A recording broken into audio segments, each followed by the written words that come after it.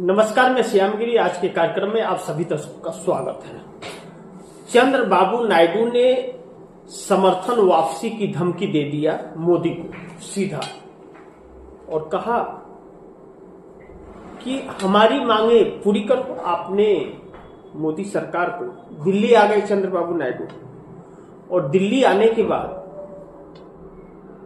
नितिन गडकरी से मिले, वित्त मंत्री से मिले, कृषि मंत्री से मिले, रेल मंत्री से मिले, सबसे मिल गया। अमित शाह से मिले।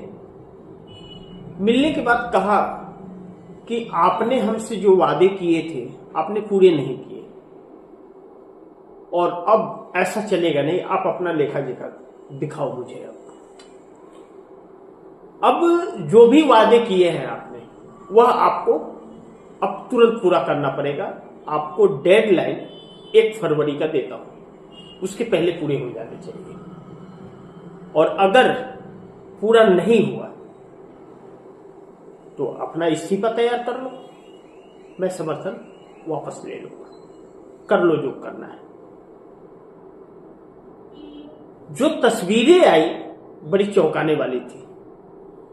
चंद्रबाबू नायडू के चेहरे पर मुस्कान नहीं, गुस्सा भड़क रहा था। और वित्त मंत्री हो, चाहे कृषि मंत्री हो, चाहे अमित शाह हो, चाहे नितिन गडकरी हो, चाहे बाकी की हो, सब दंग थे। सब खाता बही लेकर साथ में बैठे थे और चंद्रबाबू नायडू हिसाब कर रहे थे। चूंकि चंद्रबाबू नायडू का यह इसलिए भी गुस्सा जायज है एक सहयोगी के रूप में कि भारतीय जनता पार्टी ने अपने एजेंडे को आगे बढ़ाया, सरकार एनडीए की और एजेंडा भाजपा का चालू रहा। चंद्रबाबू नायडू ने कहा था कि मिनिमम कॉमन प्रोग्राम आप बनाओ एनडीए का, और मिनिमम कॉमन प्रोग्राम पर सरकार चलेगी। लेकिन नरेंद्र मोदी ने एनडीए की सरकार तो बनाई, लेकिन एनडीए का मिनिमम कॉमन प्रोग्राम नहीं बनाया। भाजपा का और अपना एजेंडा लेकर के निकल पड़े। किसी एजेंडे के लिए किसी की से कोई पूछताछ नहीं, कोई राय मशवरा नहीं, स्वयं का फैसला। जैसे भाजपा का फैसला लेते हैं वैसे सरकार का फैसला लिए। और इस बात से अब आपत्ति नरेंद्र मोदी को है कि आप कोई भी बिल लेकर के अचानक में आ जाओगे, कहोगे समर्थन दो। ऐसा नहीं चलेगा। अब आप अपनी स्पीड को कम करो और जो आपने कहा है वह काम चालू करो।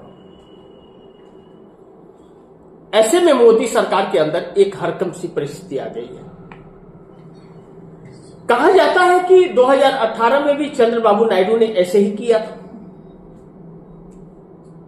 और चूंकि उस वक्त चंद्रबाबू नायडू ने फैसला लेने में देर कर दी थी, तो जिसकी कीमत चुकानी पड़ी सरकार गंवा करके। आंध्रा के अंदर जनता ने सरकार बदल दी। चंद्रबाबू नायडू को छोड़कर फिर वाईएसआर जगनमोहन रेड्डी के साथ में संधि कर ली मोदी ने, और फिर जगनमोहन रेड्डी 19 से 24 तक रहे। और जब फिर उनकी दशा खराब हो गई, 4 लाख से अधिक कर्ज में डूब गए, तो फिर नायडू से संधि कर ली। और अब नायडू के साथ भी वही। यानी कि यह चीजें बताने का तात्पर्य है कि मोदी का बर्ताव ही ऐसा है, धोखेबाजी, यानी कि धोखा देना। तो अब जनता, पब्लिक यह कहेगी कि यह कोई नई बात थोड़ी है। तो क्या उनको अभी तक पता नहीं? जब 18 में पता था तो अब पता नहीं।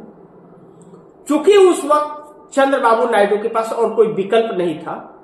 52 दिनों तक मोदी की ईडी जेल में डाली हुई थी।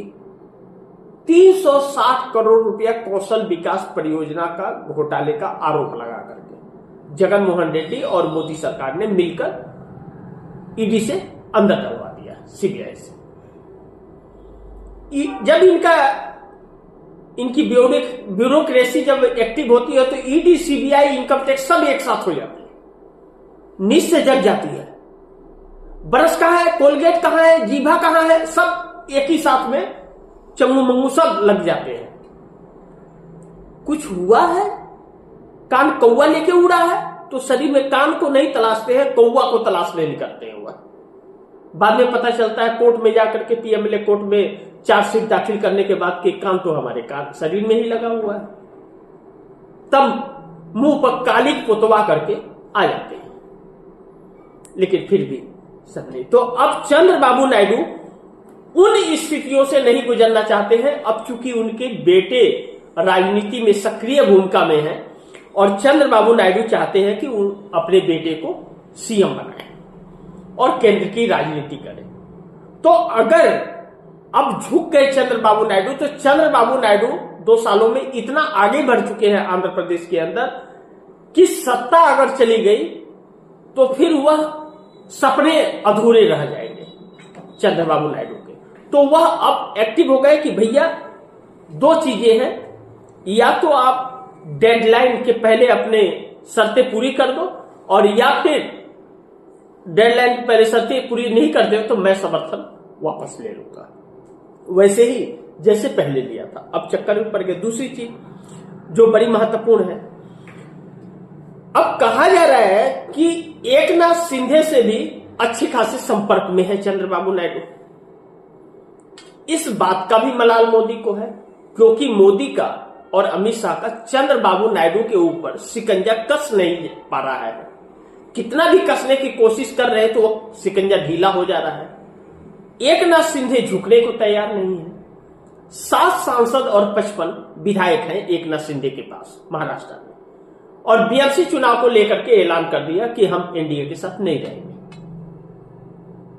अब बीएमसी चुनाव अकेले लड़ेंगे एकनाथ शिंदे।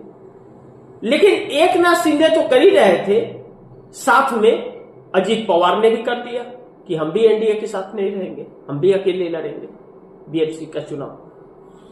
यानी कि एकनाथ शिंदे अलग लड़ेंगे, अजीत पवार अलग लड़ेंगे, भाजपा अलग लड़ेगी, एनसीपी शरद पवार अलग लड़ेगी, शिवसेना अलग लड़ेगी उद्धव ठाकरे की, कांग्रेस लड़ेगी, यानी कि सब अलग, यानी कि भंटाधार। अब जो बेनिफिट एकनाथ शिंदे और अजीत पवार को साथ में लेकर के उठाने का वक्त था बीएमसी चुनाव में भारतीय जनता पार्टी को, वह सपना टूट गया। और पार्टी को जो तोड़ने की कोशिश की थी एकनाथ शिंदे की, चूंकि अजीत पवार को तोड़ने से कुछ हासिल नहीं होगा, अजीत पवार को तोड़ने से महाराष्ट्र हासिल होगा, दिल्ली में कोई फर्क नहीं पड़ेगा क्योंकि एक ही सांसद उनके पास है। लेकिन एकनाथ शिंदे को टूटने से नरेंद्र मोदी के 7 सांसद कम हो जाएंगे। कितना? 7 सांसद कम हो जाएंगे। जो 293 है ना, वह 295 के आसपास आ जाएंगे, 96 के आसपास आ जाएंगे। अब ऐसे में नरेंद्र मोदी को संकट आ जाएगी। वह जहां 293 का आंकड़ा कम हुआ वहां विपक्ष एक्टिव हो जाएगा। लेकिन ऐसा नहीं कि विपक्ष एक्टिव नहीं है। अब चंद्रबाबू नायडू कहा जा रहा है कि राहुल गांधी के बड़ी नजदीक जा रहे हैं। यही भाव रहा जो 5 मंत्रियों से मिले और लेखा जोखा लिया और 1,50,000 करोड़ के जो बजट का वहां डेडलाइन तय किया, तो उस वक्त चंद्रबाबू नायडू के चेहरे के भाव गुस्सा थे। तो ऐसे में नरेंद्र मोदी सरकार बड़ी मुश्किल में घेर रही है। अब देखना यह होगा कि चंद्रबाबू नायडू तेवर कितना दिखा अपना, उनके ऊपर दबाव डाल सकते हैं। लेकिन अब चंद्रबाबू नायडू थोड़ा भी कंप्रोमाइज के मूड में नहीं है। वह नरेंद्र मोदी का विकल्प तलाशने लगे हैं, और विकल्प का दरवाजा इंडिया गठबंधन के पास जाकर के खुलता है।